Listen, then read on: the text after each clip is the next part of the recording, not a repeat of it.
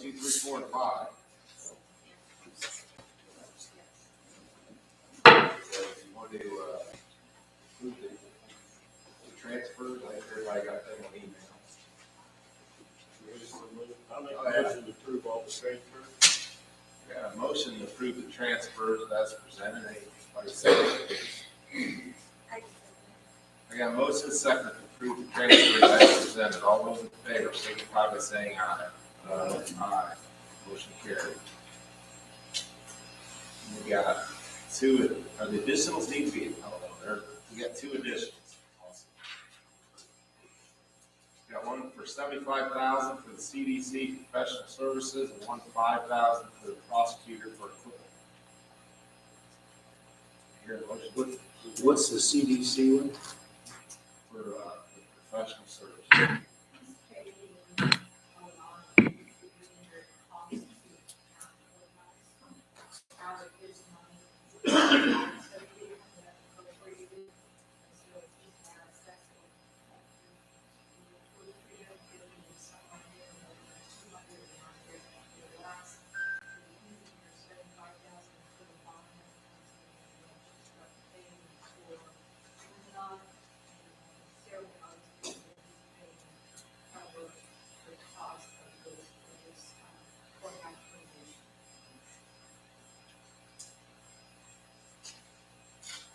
So you're going to make a motion to approve the additional? Hold on a second. You got a motion? Your second. Got a second, Jeff? Got a motion, a second to approve the additionals as presented. All those in favor signify by saying aye. Aye. Opposed, same sign. Motion carried. Now you got approved the, we already approved the 10-9 meetings. No. That's joint. We need to approve the 10-9, 11-13 regular meetings. Here, motion to approve those. I sent an email out on the November 13th cause, and November 13th, according to the recording that was listened to in my office, 3% was approved twice for the cost of living wage and a wage adjustment, which means it's a 6%. So I need to know what you guys actually want. But the way I remember that, Laura, is we approved the matrix for what I thought was everybody's raises. And then Tim made a motion to approve 3% cost of living. Cost of living. Okay, And so we let's all look at approved that. That's how I remember it. Me too. Okay, so the cost of living wage is what Tim motioned to, and Mike T seconded for 3%. Prior to that, you made a motion to adopt. What I was with the matrix where we moved people that were, up to what the average was around the counties that we've been talking about for months.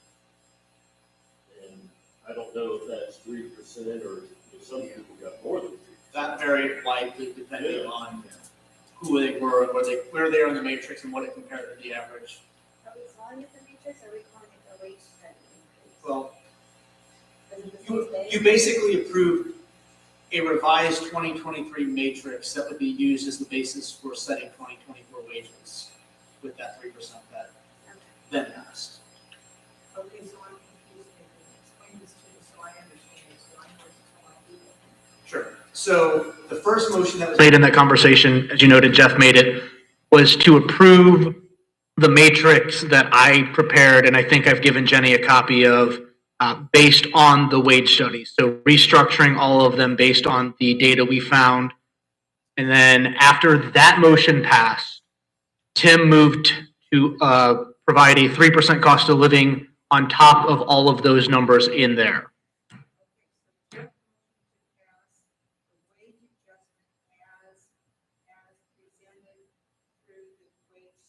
Yes. That's what I need to correct on November 13th. So when you approve the minutes from November 13th, they need to include the correction. Okay. So we need a motion to approve the minutes and the November 13th with the correction. I got a motion, a second. All those in favor signify by saying aye. Aye. Motion carried. Okay, so then did you already approve the October 9th minutes?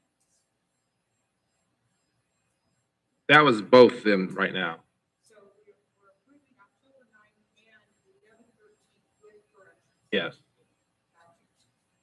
We did the joint one at the joint meeting. Yes. Okay. And we also approved our meeting date at the joint. Now we gotta discuss that board meeting pay and responsibility.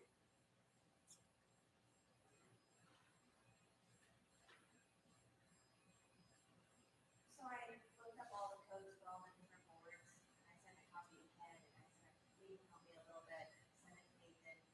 There's only two boards, the drainage board and the AEC board, right? Merit board.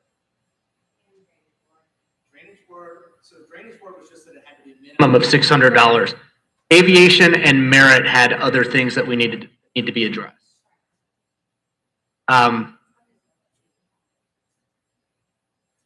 So the Board of Aviation, if you do the math, it's, those members are paid, what, say the Plan Commission and BZA members are paid $52.99 an hour or something like that, or per meeting. For whatever reason, the Indiana code comes at airport board members and caps their per diem at $35 per day engaged in the business of the Board of Aviation Commissioners. So while everyone else can be paid whatever the council says they are, like I said, that $53 an hour or a meeting, or the $118 a meeting that the PWBOA receives, code says that airport board members are capped at $35 per day.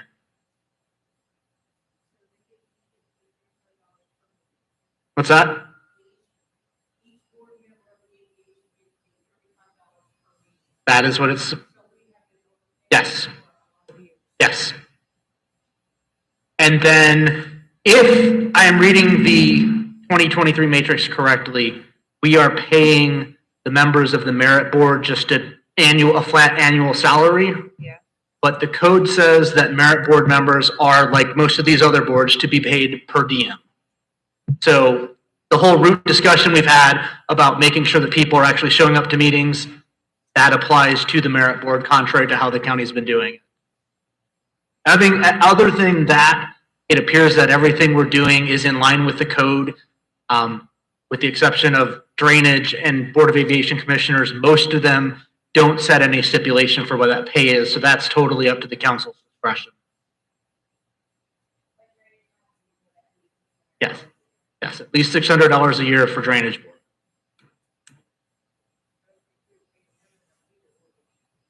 What's that? I'm honestly not sure what it is. So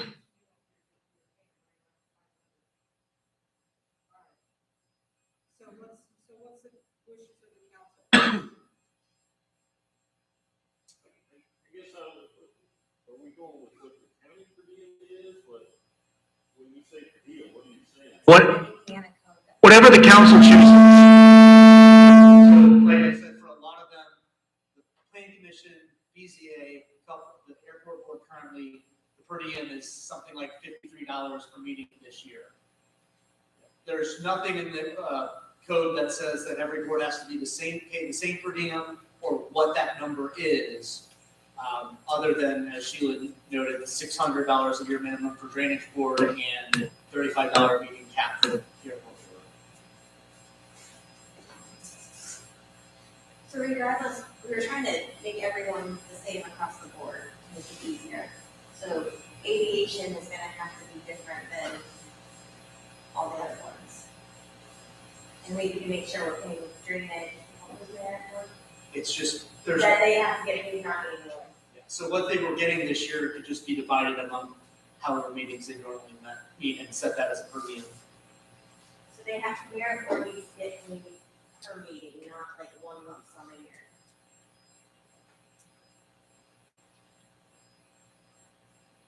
And the drainage board needs to get at least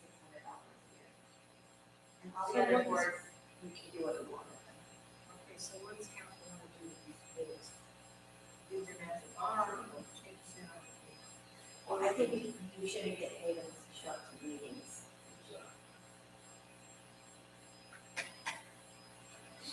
So all boards must attend, all members must attend the board meeting in order to get paid. Attendance is mandatory. Good with that, and just leave the pay the same, because you can't make them all the same anyway, or leave the pay what they are. Unless the code says it has to be that, that what you're gonna do.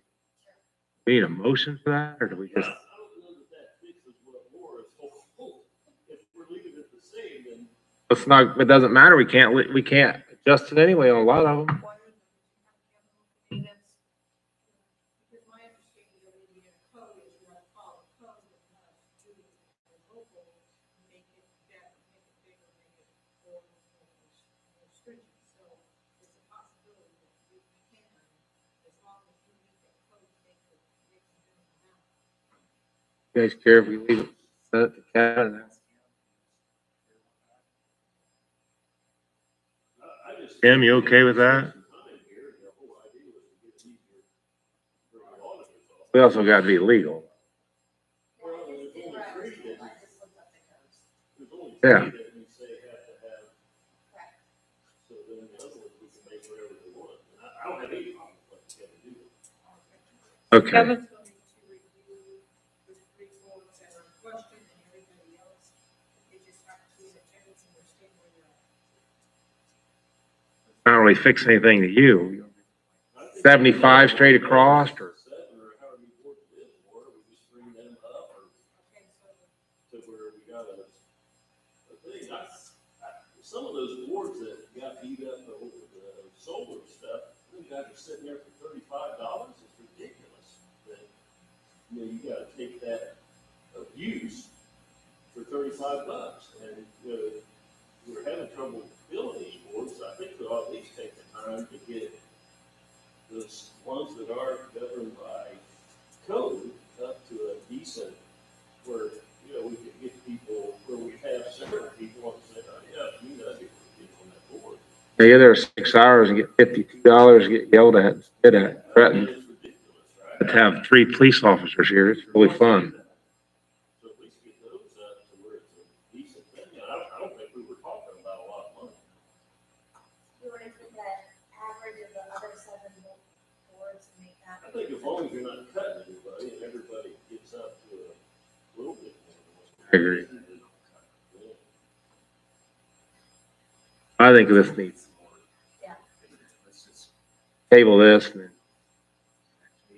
hey, you guys, hey, Tim, Pat. Good.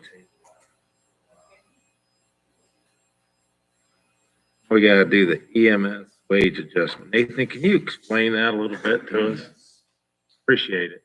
So when I was working with Ken on the wage study and implementing it into some new matrix, all of that stuff, one of the things that we did, it started with County Highway and then we went and applied to all of the departments who were affected with the second wave of efforts, was adjust the tiers of the matrix with the longevity increase points itself, so that it was more consistent instead of like 3 years to one race, 5 years to the next race, 3 years to the, that sort of thing. And we ended up giving one more longevity raise along the way.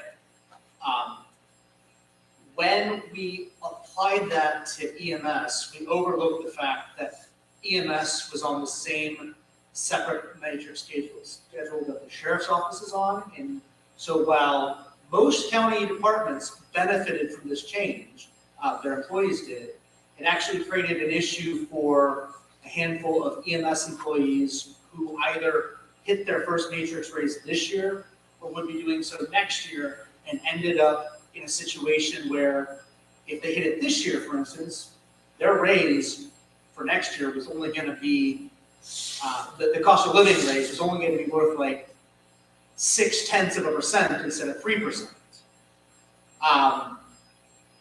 You know, they did get the benefit of adding another matrix tier plus the last one of 20 years that they didn't have before, but those 5 or so ended up not getting the full value of their cost of living adjustment. So I reviewed the numbers, worked with Ken, figured out what assuming a 3% annual raise every year in both matrices, current and new one, figured out that, well, it may create Brandon some issues going forward we discussed with the recruiting that we may need to revisit. There are 2 employees who hit their longevity increase this year who, if they were frozen in the current matrix until 2025 when they hit their anniversaries in the new matrix, they would not lose any money. They would stay with the old matrix with their current rate this year and just get 3% on top of that. And then they would roll into the new matrix in 2025. And with the exception of 2 years where the numbers would be the same, they would be doing better in the new matrix overall than in the old one. So that one's a fairly clean one. If two of them, Autumn Baylor and Chuck Hendrickson, just are frozen in the old matrix until their anniversaries in 2025, they end up, they're fine. They get the benefit they should have gotten this year or next year if we hadn't made the change, and after 2025, they're always going to be ahead of where they would be in the old matrix. It's a little more complicated for 3 other employees because their anniversaries come this year, or this coming year in 2024. Really, the headache is going to be for Jenny Shane to deal with this if you approve it, but essentially, they would go into the new matrix on January 1st, and then bounce back to the old matrix when they hit their anniversaries, and then go back to the new matrix in 2026, and after 2026, they'd always be ahead. I apologize, it was an oversight on my part that they were not on the same matrix as most of the departments. This is a little messy, and like I said, it may have to be revisited if Brandon finds that having the extra length before the first raise comes in is a recruiting issue.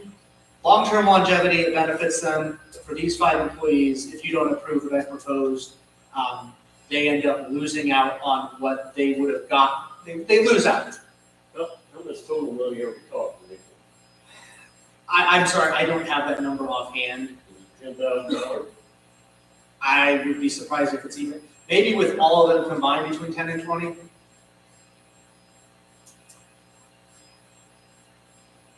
want to go soon, or you want some more discussion, or? I don't want any I more know we've got some discussion. EMS employees back here. I don't know if any of them would like to address the situation. Hey, you guys got anything to say there? So me and Chuck already hit our tier of 2 years. So with the new matrix, when we go in, we get a 10-cent raise this year. If we go into that tier. Okay, Basically, they're tier 2 now, sorry. They're gonna go back to tier 1 if you don't freeze them until 2025. We don't, that would be, 10 cents is not. No, it's just 10 cents. We'll go from, what, 14.78 to 14.87. 9 cents. okay. Well, it's messy and I don't think we're here to buy his wages down. Granted, I'm ready to make the motion. but can we approve of future boards? That's like 2025, 2026 here. Guess we can do it, and in 2026, if they don't like it, they can figure it And do keep in mind, right, this was a huge endeavor, and we Oh, know yeah. that there's gonna be, quality control, and we may have to make some tweaks, with this new matrix, but this is one, which is an oversight on my part. They brought it to our attention, Brandon brought it to our attention, and Ken felt that this was something that we could make sure they're getting what they should be paid and not getting hurt because of the change we made. I make the motion to approve what Nathan's proposed for the EMA so that nobody loses money.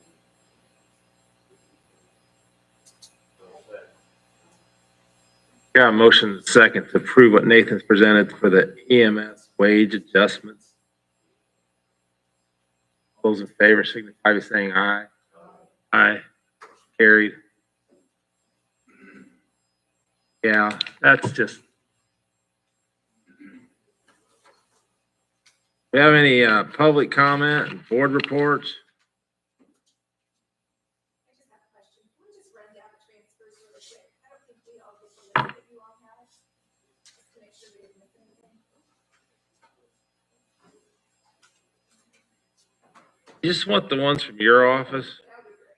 'Cause I don't think you really, aviation. Okay.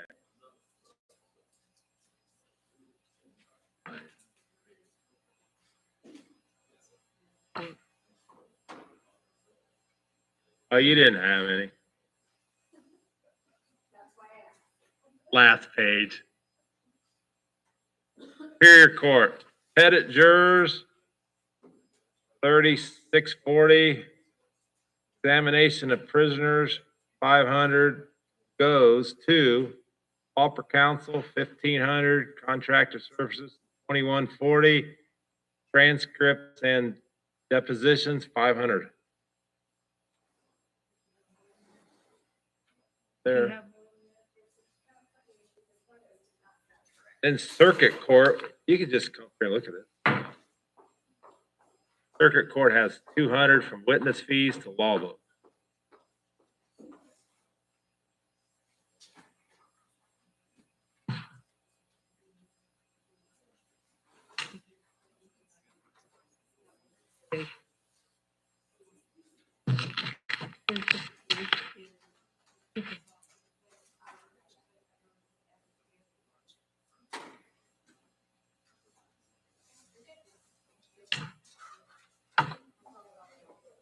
I'm never sure. Thanks. No further business, I'd entertain a motion to adjourn. Got a motion, a second to adjourn with no further business. Favor signify by saying aye. Aye. Carried.